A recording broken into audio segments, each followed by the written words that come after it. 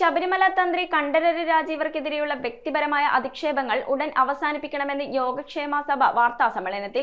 തന്ത്രിക്കെതിരെയുള്ള ആരോപണങ്ങളിൽ പ്രഥമദൃഷ്ട്യാ തെളിവുകളില്ലെന്ന കോടതി നിരീക്ഷണം നിലനിൽക്കെ രാഷ്ട്രീയ ലാഭത്തിനായി അദ്ദേഹത്തെയും ബ്രാഹ്മണ സമൂഹത്തെയും അപകീർത്തിപ്പെടുത്തുന്നത് നീതിശൂന്യമാണെന്ന് സഭ വ്യക്തമാക്കി.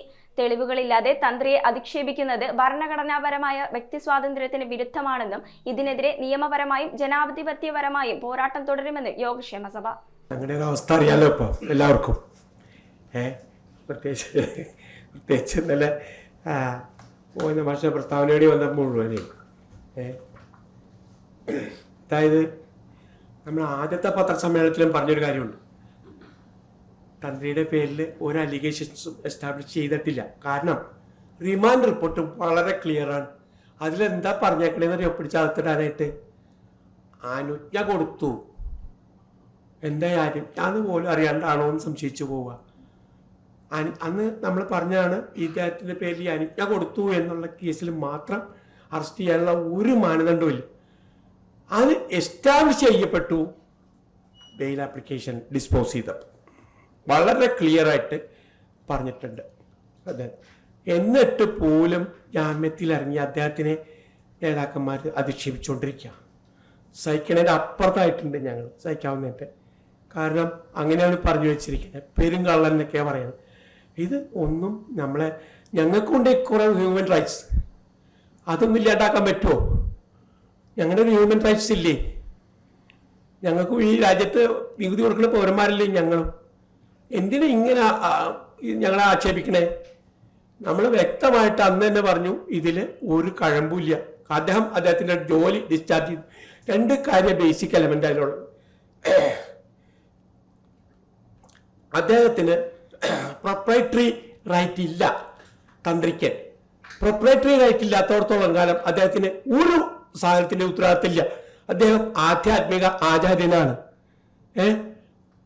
ഫിക്റ്റീഷ്യസ് റൈറ്റേ ഉള്ളൂ എന്ന് പറഞ്ഞാൽ ഞാനൊരു വീട് വാടകയ്ക്ക് എടുത്തു. ആ വീടിന്റെ പ്രൊപ്രൈറ്റർഷിപ്പ് എനിക്കില്ല, പ്രൊപ്രൈറ്ററി റൈറ്റ് ഇല്ല. ആ വീട് നോക്കേണ്ട ഉത്തരവാദിത്തം എനിക്കില്ല എന്ന് പറഞ്ഞ് വാടകക്കാരനെ പൊളിച്ചു വെക്കാൻ പറ്റുമോ? ഇല്ല. അതിൽ കേടുപാട് വന്നാൽ അദ്ദേഹത്തിനെ അറിയിക്കണം, ചെയ്യണം എന്ന് മാത്രമേ ഉള്ളൂ. തിരുവാഭരണം കൊണ്ടുകൊടുത്താൽ എടുത്ത് ചാർത്തണ്ടാന്നുകൊണ്ട് ചാർത്തണ്ട. പക്ഷെ കാലത്തെ പൂജ എപ്പോൾ കഴിക്കണം, ഉച്ചപൂജ എപ്പോൾ കഴിക്കണം, വൈകിട്ടത്തെ പൂജ എപ്പോൾ കഴിക്കണം എന്ന് തീരുമാനിക്കാനുള്ള ആചാര്യ റൈറ്റ് അദ്ദേഹത്തിന് തന്നെയാണ്. അത് ദേവസ്വം ബോർഡിനല്ല. അങ്ങനെയുള്ള ഒരാളെ ഈ അഡ്മിനിസ്ട്രേറ്റീവ് ഇത് പറഞ്ഞിട്ട് അറസ്റ്റ് ചെയ്തത് വളരെയധികം ഖേദകരമാണ്. സർക്കാർ അതിന് മറുപടി പറഞ്ഞേ പറ്റൂ എന്നാണ് ഈ തരത്തിൽ നമുക്ക് പറയാനുള്ളത്. ശബരിമല തന്ത്രിയുടെ അറസ്റ്റിന് ശേഷം സമാജവും യോഗക്ഷേമ സഭയും ഒരുമിച്ച് ചേർന്ന് ഇവിടെ ഒരു പത്രസമ്മേളനം നടത്തിയിരുന്നു. ഈ പത്രസമ്മേളനത്തിൽ ഞങ്ങൾ ഒരുമിച്ച് തന്നെ പറഞ്ഞിരുന്ന എല്ലാ കാര്യങ്ങളും കൊല്ലത്തെ കോടതി ആവർത്തിച്ച് പറഞ്ഞിരിക്കുന്നു എന്നുള്ളതാണ് ഈ ബെയിൽ റിപ്പോർട്ടിനെ സംബന്ധിച്ച് വായിക്കുമ്പം നമുക്ക് എല്ലാവർക്കും മനസ്സിലാവുന്നത്. അത് ഞങ്ങൾക്ക് വളരെ സന്തോഷം തോന്നുന്നു. അദ്ദേഹത്തെ സംബന്ധിച്ചിടത്തോളം ഒരു 41 ദിവസം, അതായത് ഒരു മണ്ഡലക്കാലം മുഴുവൻ ഈ ജയിലിൽ കഴിയേണ്ടി വന്നു. പലതരത്തിലുള്ള പീഡനം അനുഭവിക്കേണ്ടി വന്നു. അദ്ദേഹത്തിന് അവകാശങ്ങൾ സംരക്ഷിക്കാൻ പറ്റിയിട്ടില്ല. എന്നിട്ട് അവസാനം ബെയിൽ ആപ്ലിക്കേഷൻ്റെ ആ റിവ്യൂവിൽ പറഞ്ഞിരിക്കുന്നു തെളിവുകളുടെ കണിക പോലും ഇല്ല എന്ന്. സത്യം പറഞ്ഞാൽ ഇനിയും കേസ് കിടക്കുന്നുണ്ട്, മുമ്പോട്ട് വിചാരണ വരുന്നുണ്ട്. ഈ ബെയിൽ കൊടുക്കാൻ യാതൊരു തരത്തിലും കൊടുക്കാതിരിക്കാൻ പറ്റാത്ത അവസ്ഥയിൽ കോടതി കൊടുത്തു എങ്കിൽ ഇനി അങ്ങോട്ടുള്ള, അല്ലെങ്കിൽ ഇത് അന്വേഷിക്കുന്ന ആളുകൾക്ക് അതിന് ഭാഗമായിട്ടുള്ള തെളിവുകളൊന്നും അവിടെ ഹാജരാക്കാൻ പറ്റിയിട്ടില്ല എങ്കിൽ ഇനി പുതിയതായിട്ട് തെളിവ് ഉണ്ടാക്കി കൊടുക്കേണ്ടി വരില്ലേ? ശരിക്കും പറഞ്ഞാൽ അങ്ങനെ അദ്ദേഹം പുറത്തിറങ്ങി. അതിനുശേഷം ബാക്കി ഈ കേസുമായിട്ട് ബന്ധപ്പെട്ടിട്ടുള്ള പ്രതികളൊക്കെ സ്വാഭാവിക ജാമ്യത്തോടെ ഇറങ്ങിയതിന് ശേഷം ഇദ്ദേഹം ജാമ്യത്തിൽ ഇറങ്ങിയപ്പോൾ കേരളത്തിലെ എല്ലാ ആളുകളും അതിന് പറ്റി അഭിപ്രായം പറയാൻ തുടങ്ങി, അനുകൂലമായിട്ടും പ്രതികൂലമായിട്ടും. അപ്പോൾ ഈ സർക്കാരിൻ്റെ ഭാഗത്തു നിന്നുള്ള അല്ലെങ്കിൽ അതും ആയിട്ട് ബന്ധപ്പെട്ടിട്ടുള്ള ഈ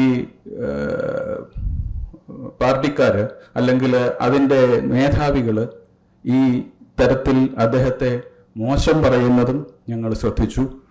വളരെ കഷ്ടം തോന്നുന്നു. തീർച്ചയായിട്ടും അത് ഒട്ടും വിദൂരമല്ലാതെ വിഷമിക്കേണ്ടി വരും എന്നാണ് അഖില കേരള തന്ത്രി സമാജത്തിൻ്റെ ഒരു പ്രതിനിധി എന്നുള്ള നിലയ്ക്ക് എനിക്ക് പറയാനുള്ളത്. ഞാൻ ആരെയും വെല്ലുവിളിക്കുകയല്ല. യാതൊരു തരത്തിലും അദ്ദേഹം കുറ്റങ്ങളൊന്നും ചെയ്തിട്ടില്ല എന്ന് പ്രഥമ ദൃഷ്ട്യാ ബോധ്യപ്പെട്ട കോടതി പറഞ്ഞതിനെ പെരുങ്കള്ളന്മാരുടെ പട്ടികയിലുള്ള ആളാണെന്നൊക്കെ പറയുക എന്നൊക്കെ പറഞ്ഞാൽ, അതും ഇത്രയും പ്രാധാന്യമുള്ള ആൾ, കേരളത്തിൽ ഭരണതലത്തിലും മറ്റും ഇത്രയും പ്രാധാന്യമുള്ള ആൾ, കഷ്ടം തോന്നുന്നു. ഒരു 30 വർഷം മുൻപും അല്ലെങ്കിൽ നൂറ്റാണ്ടുകളായിട്ട് ഇവിടെ ക്ഷേത്രങ്ങൾ നടത്തി വരുന്നു, ആചാരങ്ങളൊക്കെ നടന്നു വരുന്നു. തന്ത്രിമാർ അതിനു വേണ്ടിയിട്ട് ഒരുപാട് കഷ്ടപ്പെട്ട് യാതൊരു വിധത്തിലും ഒരു പ്രതിഫല ഇച്ഛയില്ലാണ്ട് യാതൊരു തരത്തിലും കുടുംബം കഴിഞ്ഞുകൂടാൻ പോലും ബുദ്ധിമുട്ടുണ്ടായിരുന്ന സമയത്തും ഇതൊക്കെ ഞങ്ങൾ തന്ത്രിമാർ ചെയ്തുകൊണ്ടിരുന്നിരുന്നു. അതിപ്പോഴും മുട്ടാതെ കൊണ്ടുപോകാനുള്ള ധാർമ്മിക ഉത്തരവാദിത്വം ഞങ്ങൾ കൊണ്ടു നടക്കുന്നു. ഇനി ഭാവിയിലും അത് ഉണ്ടാവും. അതാണ് ഞങ്ങളെ സംബന്ധിച്ചിടത്തോളമുള്ള പാരമ്പര്യ ധർമ്മം. തീർച്ചയായിട്ടും ഇതുപോലെയുള്ള വിഷമങ്ങൾ ഉണ്ടാവാതിരിക്കാൻ പൊതുജനം ഞങ്ങളുടെ കൂടെ ഉണ്ടാവും എന്നൊരു ധാരണയുണ്ട്. നിയമം നമ്മളോടൊപ്പം ഉണ്ടാവും എന്നൊരു ധാരണയുണ്ട്. ഈശ്വരന്മാരെല്ലാവരും ഞങ്ങളുടെ കൂടെ ഉണ്ടാവും എന്ന് ധാരണയുണ്ട്. നീക്കത്തിൽ നിന്നും രാഷ്ട്രീയ പാർട്ടികളും ചില മാധ്യമ പ്രവർത്തകരും പിന്മാറണം. അത് പിന്മാറിയേ പറ്റൂ. യോഗക്ഷേമ സഭയും തന്ത്രിമാരും ബ്രാഹ്മണ സമൂഹവും എല്ലാവരോടും രാഷ്ട്രീയപരമായി ബഹുമാനവും ബഹുദൂരവും അകലവും പാലിക്കുന്നവരാണ്. ശബരിമല പോലെ പരിപാവനമായ ക്ഷേത്രത്തിലെ ഒരു തന്ത്രിയെ പെരുങ്കള്ളൻ എന്ന് വിളിക്കുന്നത് ഹൈന്ദവ ജനതയെയും വിശ്വാസികളെയും അവഹേളിക്കുന്നതാണ്.